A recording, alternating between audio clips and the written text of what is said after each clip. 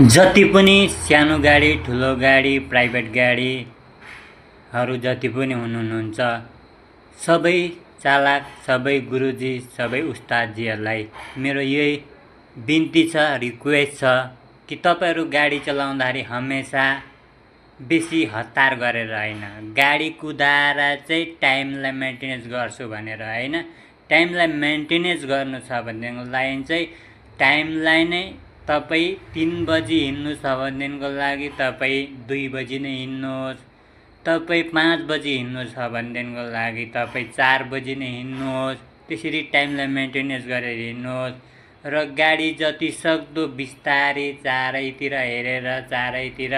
झन् पशु प्राणी भएकोमा त एकदमै स्लो गरेर जानुहोस् र पशु प्राणी क्रस गर्दैछ भने उसलाई क्रस गर्नु दिएर मात्रै आफ्नो गाडी अगाडि लगेर जानुहोस्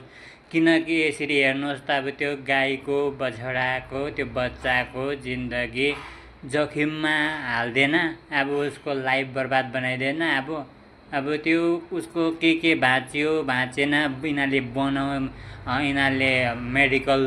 पनि गर्ने हैन होला सायद त्यहाँ हालत हेर्नु त त्यहाँ बछडाको के खुट्टा भाँचियो त्यो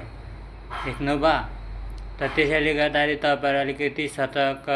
रहने हुन्छ